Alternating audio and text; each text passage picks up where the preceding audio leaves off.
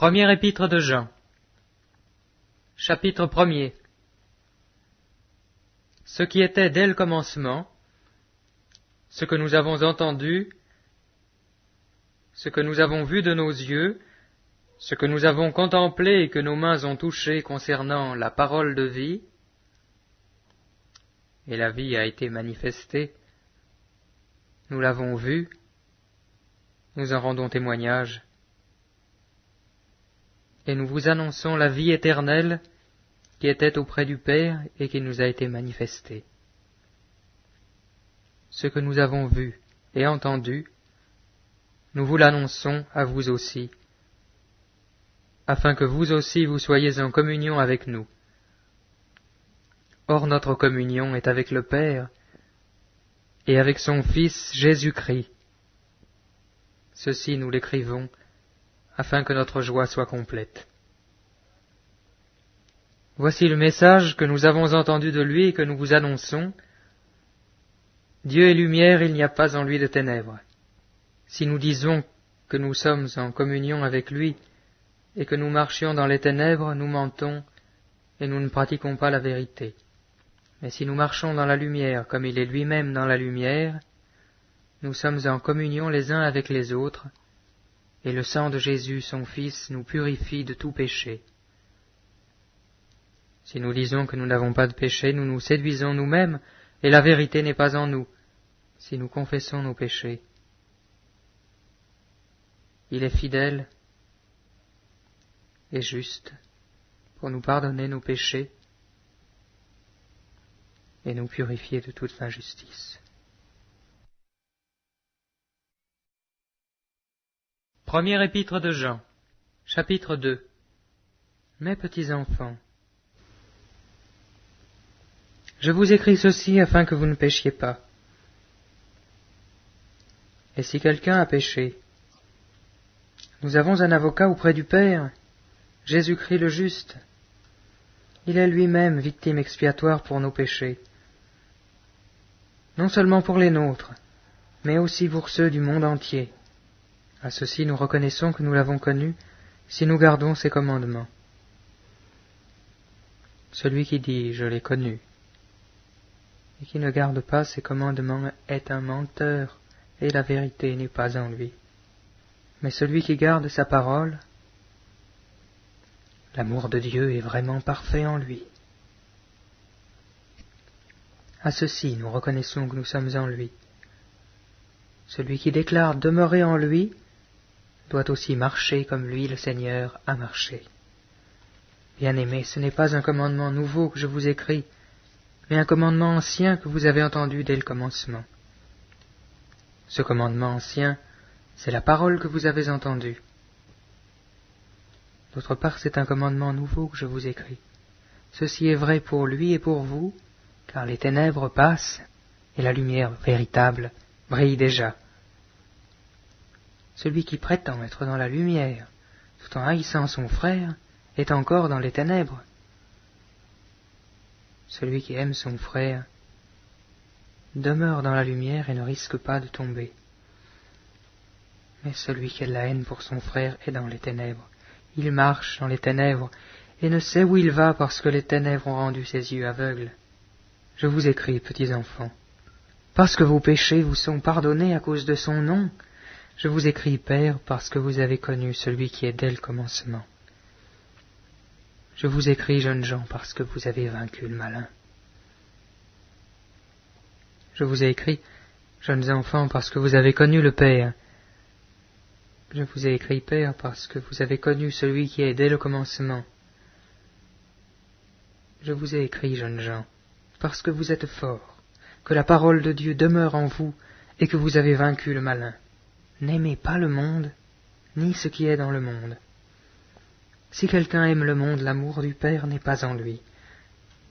Car tout ce qui est dans le monde, la convoitise de la chair, la convoitise des yeux, et l'orgueil de la vie ne vient pas du Père, mais vient du monde. Et le monde passe, et sa convoitise aussi. Mais celui qui fait la volonté de Dieu demeure éternellement. Jeunes enfants, c'est l'heure dernière. Comme vous avez entendu qu'un antichrist venait, voici qu'il y a maintenant plusieurs antichrists. Par là, nous reconnaissons que c'est l'heure dernière. Ils sont sortis de chez nous, mais ils n'étaient pas des nôtres. Car s'ils avaient été des nôtres, ils seraient demeurés avec nous. Mais de la sorte, il est manifeste que tous ne sont pas des nôtres. Vous-même, vous avez une onction de la part de celui qui est saint, et tous vous avez la connaissance. Je vous ai écrit non parce que vous ne savez pas la vérité, mais parce que vous la savez, et parce qu'aucun mensonge ne vient de la vérité. Qui est le menteur? Sinon, celui qui nie que Jésus est le Christ. Celui-là est l'Antichrist, qui nie le Père et le Fils. Quiconque nie le Fils n'a pas non plus le Père. Celui qui confesse le Fils a aussi le Père. Pour vous, ce que vous avez entendu dès le commencement doit demeurer en vous. Si ce que vous avez entendu dès le commencement demeure en vous, vous demeurerez vous aussi dans le Fils et dans le Père. Et voici la promesse qu'il nous a faite, la vie éternelle.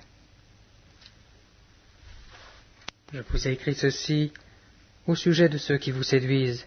Pour vous, l'onction que vous avez reçue de lui demeure en vous et vous n'avez pas besoin qu'on vous enseigne. Mais comme son onction vous enseigne toutes choses, qu'elle est véritable et qu'elle n'est pas un mensonge, demeurez en lui comme elle vous l'a enseigné. Et maintenant, petits enfants, demeurez en lui, afin qu'au moment où il sera manifesté, nous ayons de l'assurance, et qu'à son avènement, nous n'ayons pas honte devant lui. Si vous savez qu'il est juste, reconnaissez que quiconque pratique la justice est né de lui.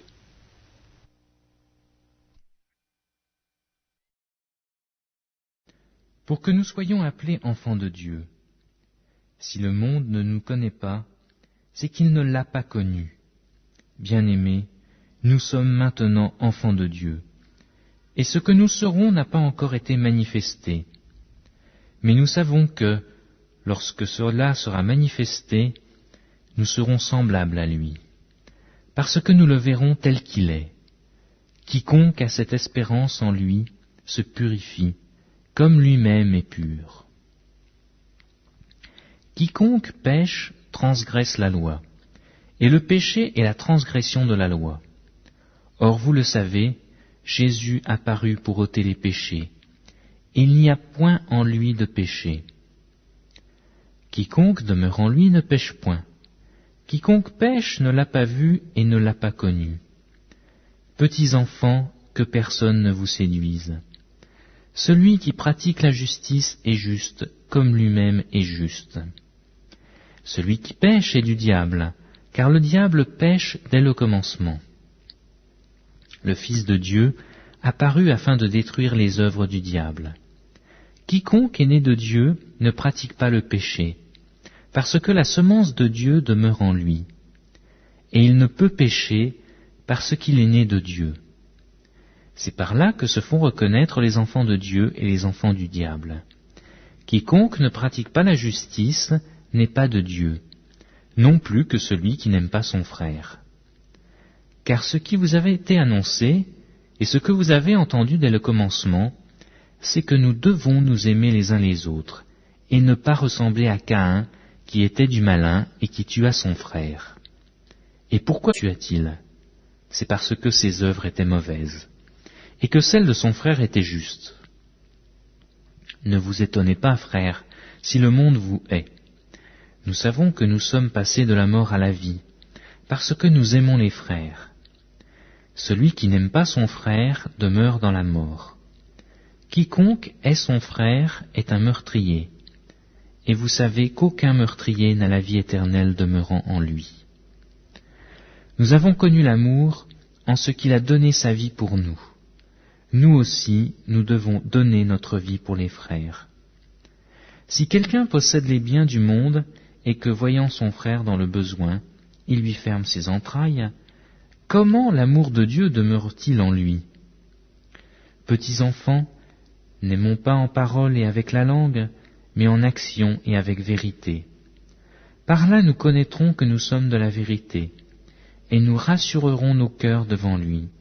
Car si notre cœur nous condamne, Dieu est plus grand que notre cœur, et il connaît toutes choses. Bien, si notre cœur ne nous condamne pas, nous avons de l'assurance devant Dieu. Quoi que ce soit que nous demandions, nous le recevons de lui, parce que nous gardons ses commandements et que nous faisons ce qui lui est agréable. Et c'est ici son commandement, que nous croyions au nom de son Fils Jésus-Christ et que nous nous aimions les uns les autres selon le commandement qu'il nous a donné. Celui qui garde ses commandements demeure en Dieu et Dieu en lui. Et nous connaissons qu'il demeure en nous par l'Esprit qu'il nous a donné.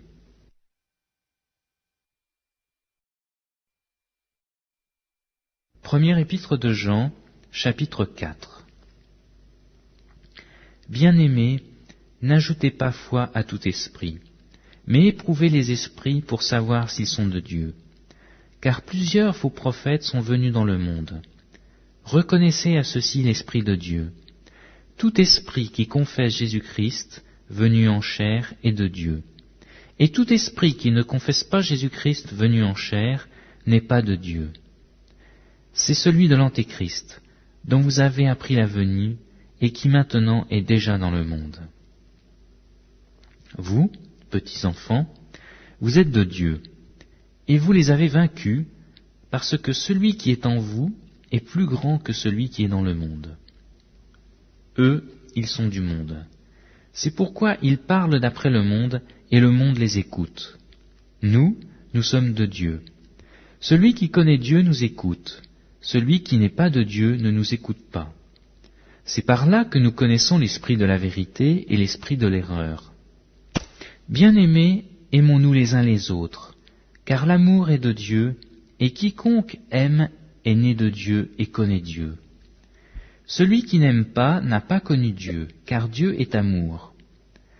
L'amour de Dieu a été manifesté envers nous, en ce que Dieu a envoyé son Fils unique dans le monde, afin que nous vivions par lui.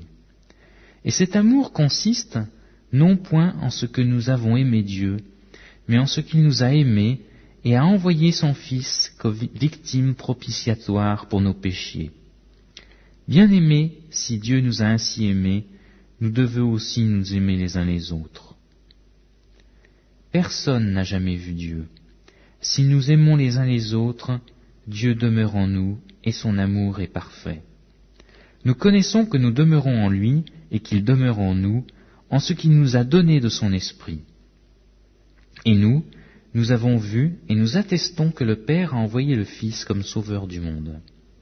Celui qui confessera que Jésus est le Fils de Dieu, Dieu demeure en lui et lui en Dieu. Et nous avons connu l'amour que Dieu a pour nous et nous y avons cru. Dieu est amour. Et celui qui demeure dans l'amour demeure en Dieu, et Dieu demeure en lui. Tel il est, tel nous sommes aussi dans le monde.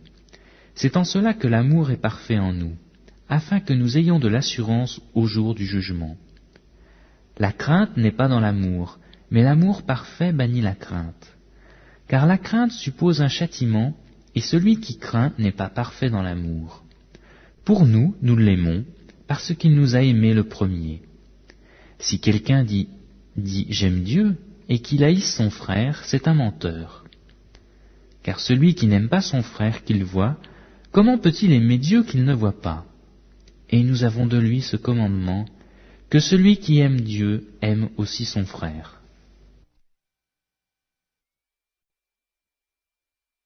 Première épître de Jean, chapitre 5. Quiconque croit que Jésus est le Christ est né de Dieu. Et quiconque aime celui qui l'a engendré, aime aussi celui qui est né de lui. Nous connaissons que nous aimons les enfants de Dieu lorsque nous aimons Dieu et que nous pratiquons ses commandements. Car l'amour de Dieu consiste à garder ses commandements. Et ses commandements ne sont pas pénibles, parce que tout ce qui est né de Dieu triomphe du monde. Et la victoire qui triomphe du monde, c'est notre foi. Qui est celui qui a triomphé du monde? sinon celui qui croit que Jésus est le Fils de Dieu. C'est lui, Jésus-Christ, qui est venu avec de l'eau et du sang, non avec l'eau seulement, mais avec l'eau et avec le sang. Et c'est l'Esprit qui rend témoignage, parce que l'Esprit est la vérité. Car il y en a 3 qui rendent témoignage dans le ciel, le Père, la Parole et le Saint-Esprit, et ces 3-là sont un. Et il y en a aussi 3 qui rendent témoignage sur la terre, l'Esprit, l'eau et le sang, et les 3 sont d'accord. Si nous recevons le témoignage des hommes, le témoignage de Dieu est plus grand. Car le témoignage de Dieu consiste en ce qu'il a rendu témoignage à son Fils. Celui qui croit au Fils de Dieu a ce témoignage en lui-même. Celui qui ne croit pas Dieu le fait menteur, puisqu'il ne croit pas au témoignage que Dieu a rendu à son Fils. Et voici ce témoignage, c'est que Dieu nous a donné la vie éternelle, et que cette vie est dans son Fils. Celui qui a le Fils a la vie. Celui qui n'a pas le Fils de Dieu n'a pas la vie. Je vous ai écrit ces choses, à vous qui croyez au nom du Fils de Dieu, afin que vous sachiez que vous avez la vie éternelle, et que vous croyez au nom de Fils de Dieu. Nous avons auprès de lui cette assurance que si nous demandons quelque chose selon sa volonté, il nous écoute. Et si nous savons qu'il nous écoute, quelque chose que nous demandions, nous savons que nous possédons la chose que nous lui avons demandée. Si quelqu'un voit son frère commettre un péché qui ne mène point à la mort, qu'il prie, et Dieu donnera la vie à ce frère, et il la donnera à ceux qui commettent un péché qui ne mène point à la mort. Il y a un péché qui mène à la mort. Ce n'est pas pour ce péché-là que je dis de prier. Toute iniquité est un péché, et il y a tel péché qui ne mène pas à la mort. Nous savons que quiconque est né de Dieu ne pêche point, mais celui qui est né de Dieu se garde lui-même, et le malin ne le touche pas. Nous savons que nous sommes de Dieu, et que le monde entier est sous la puissance du malin. Nous savons aussi que le Fils de Dieu est venu, et qu'il nous a donné l'intelligence pour connaître le véritable. Et nous sommes dans le véritable, en son Fils Jésus-Christ. C'est lui qui est le Dieu véritable et la vie éternelle. Petits enfants, gardez-vous des idoles. Amen. Deuxième épître de Jean. L'Ancien, à Kyria l'élu et à ses enfants, que j'aime dans la vérité, et ce n'est pas moi seul qui les aime, mais aussi tous ceux qui ont connu la vérité, à cause de la vérité qui demeure en nous, et qui sera avec nous pour l'éternité. Que la grâce, la miséricorde et la paix soient avec vous de la part de Dieu le Père, et de la part du Seigneur Jésus-Christ, le Fils du Père, dans la vérité et la charité. J'ai été fort réjoui de trouver de tes enfants qui marchent dans la vérité, selon le commandement que nous avons reçu du Père. Et maintenant, ce que je te demande, Kyria, non comme te prescrivant un commandement nouveau, mais celui que nous avons eu dès le commencement, c'est que nous nous aimions les uns les autres, et l'amour consiste à marcher selon ses commandements. C'est là le commandement dans lequel vous devez marcher, comme vous l'avez appris dès le commencement. Car plusieurs séducteurs sont entrés dans le monde, qui ne confessent point que Jésus est venu en chair. Celui qui est tel, c'est le séducteur et l'antichrist. Prenez garde à vous-même, afin que nous ne perdions pas le fruit de notre travail, mais que nous recevions une pleine récompense. Quiconque va plus loin et ne demeure pas dans la doctrine de Christ n'a point Dieu.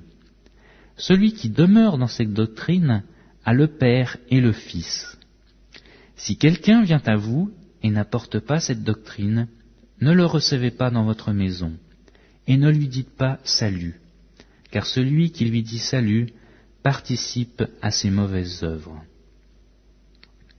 Quoique j'eusse beaucoup de choses à vous écrire, je n'ai pas voulu le faire avec le papier et l'encre, mais j'espère aller chez vous et vous parler bouche à bouche, afin que notre joie soit parfaite. Les enfants de ta sœur l'élue te saluent. Amen.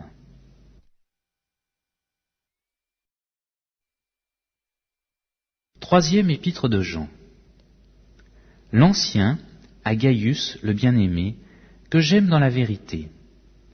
Bien-aimé, je souhaite que tu prospères à tous égards et sois en bonne santé, comme prospère l'état de ton âme. J'ai été fort réjoui lorsque des frères sont arrivés et ont rendu témoignage de la vérité qui est en toi, de la manière dont tu marches dans la vérité. Je n'ai pas de plus grande joie que d'apprendre que mes enfants marchent dans la vérité. Bien-aimé, tu as agi fidèlement dans ce que tu fais pour les frères, et même pour des frères étrangers, lesquels ont rendu témoignage de ta charité en présence de l'Église. Tu feras bien de pourvoir à leur voyage d'une manière digne de Dieu, car c'est pour le nom de Jésus-Christ qu'ils sont partis, sans rien recevoir des païens. Nous devons donc accueillir de tels hommes, afin d'être ouvriers avec eux pour la vérité. J'ai écrit quelques mots à l'Église, mais Diotrephe, qui aime à être le premier parmi eux, ne nous reçoit point. C'est pourquoi, si j'y vais, je rappellerai les actes qu'il commet, en tenant contre nous des méchants propos. Non content de cela, il ne reçoit pas les frères, et ceux qui voudraient le faire, il les empêche, et il les chasse de l'Église. Bien-aimé, n'imite pas le mal, mais le bien. Celui qui fait le bien est de Dieu, celui qui fait le mal n'a point vu Dieu. Tous, et la vérité elle-même, rendent un bon témoignage à Démétrius. Nous aussi, nous lui rendons témoignage, et tu sais que notre témoignage est vrai. J'aurais beaucoup de choses à t'écrire, mais je ne peux pas le faire avec l'encre et la plume. J'espère te voir bientôt, et nous parlerons bouche à bouche. Que la paix soit avec toi.